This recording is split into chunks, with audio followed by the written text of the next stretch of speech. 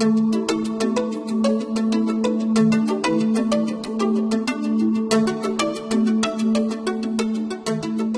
movie will cover the creation of the bill of materials in the ConnexLink system. The first step is to log on to ConnexLink with the appropriate information. You can view a Getting Started movie if you need additional help in logging in as well as navigation in the system. After logging in, you will be taken to the main menu. Click on the Vendors tab to go to the Vendors section. In the submenu links below the tabs, look to the right and click on the BOM's submenu link. You will be taken to the Bill of Materials list screen. You will notice that in the beginning there are no bills of material in the list. Click the New button on the bottom left to create your first bill of material. To clarify, a bill of material is a container that holds all of the information relating to your bill. It is organized in 3 levels. The bill of material record itself, which contains a list of headings. Each heading contains a list of items. There is no limit to the number of headings or items in each heading. You can define a number of attributes at each level to make your bill of material useful. To begin, you can define 3 elements on this screen. First, the name, which is used to identify your bill of material. This field is required. Second, the number of square feet for the building being built. This number is used in the cost per square foot calculations throughout your bill of material. It can be edited later, and all calculations will be revised accordingly. Last, you can enter any description that is appropriate.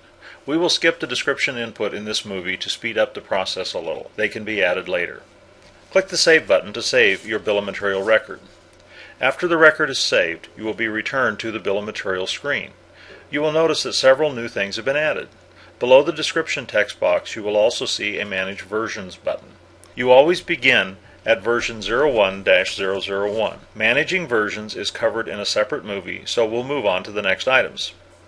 Below the Manage Versions button, to the right of the Save button, there is a Delete button, which is used to delete the bill of material and all of its associated headings and their items. Next is the Clone button.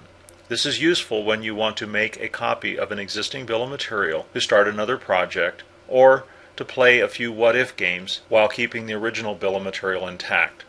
Next, there are the 2 Print buttons. The first, Print BOM, does just that. It produces a PDF file that can be printed or saved. Print by type is a more sophisticated process that is explained in a separate movie. This button is used if your bill of material items are linked to the inventory system.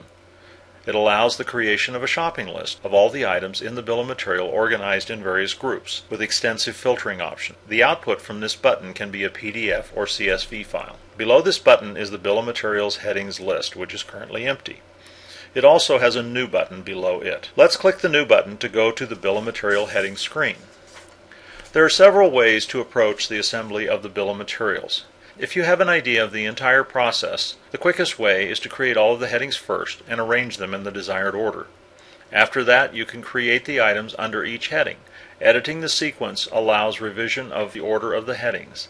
There is also a Move button in the item screen that we'll see in a minute to allow you to move any item to a different heading. The sequence on both the heading and item screens, as well as the Move button, allow for ongoing control over the structure of your bill of materials. You can always make changes. Another method of constructing your bill of materials is to enter all of the items under each heading as it is created. Select the method that suits you best. To create our first heading, you can define 3 elements on this screen. First is the sequence, which controls the order of the headings in the bill of materials. Second is the name, which is required. Third is the description. We'll enter Plan for our name here. Click the Save button to save the bill of material heading. After the record for your new bill of material heading is saved, you will be returned to the bill of material heading screen. You will notice again that some new things have appeared here as well. There is the Delete button to delete the bill of material heading and its associate item. Next is a Clone button, which is useful when you want to copy the existing bill of material heading and its associated items to save additional input. Next, there is the New bill of material heading button. This saves going back to the list to create an additional heading. Below is the bill of material items list, which is currently empty. It also has an Update, New item from inventory, and New item buttons below it. We're going to create a simple bill of material with 4 headings. We have already entered the first, being Plan. We were returned to the bill of material heading screen, so we'll click the New bill of material heading button, enter Excavation, and click Save. When we return to the bill of material heading screen, again click the New bill of material heading item, enter Framing, and click the Save button. When we return to the Bill of Material heading screen, again click the new Bill of Material heading button, enter Finish, and click the Save button. All our headings are now created. On the return path, click the Bill of Material to return to the Bill of Material screen.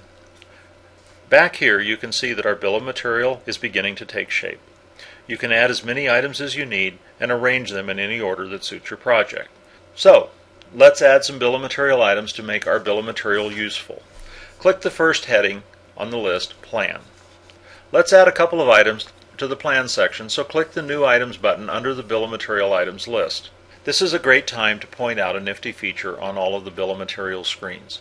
If you notice on the top of the form, just above Sequence, it always shows you how the screen you are on relates to the Bill of Materials. Here we are adding a new item to our first building, which is the Bill of Material, version 01-001 in the Plan heading. We'll leave the sequence at 1 and enter a name. Let's call it Drawings. Since this is a one-time charge for a service, we'll enter 1 in the quantity and 2,500 in the amount. We'll leave the unit of measure at each, and since we are not sure of this price yet, we'll click the Estimate checkbox. Click the Save button to save the Bill of Material item. Click the new Bill of Material item on the bottom of the screen. In the Name text box, enter Permits. Since this is a one-time charge for this service, we'll enter a 1 in the quantity and 800 for the amount. We'll leave the unit of measure at each. There are many different units of measure that you can use. There are those that relate to items such as each bundle, square foot, and cubic yards. There is also some that relate to labor such as hours or bid. Click the Save button to save the Bill of Material item. On the return path, click Bill of Material and return to the Bill of Material screen.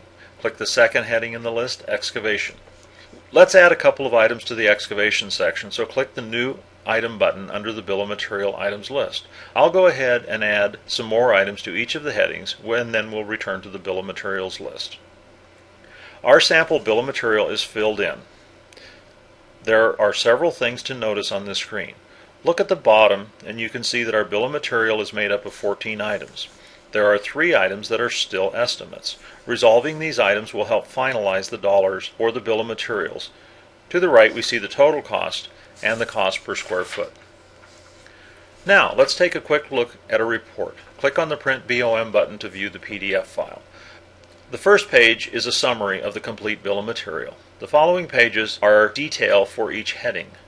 Clicking the back button on the browser will return us to the Bill of Materials screen. Well, that's it for this quick tour of the Bill of Materials. Thanks for watching.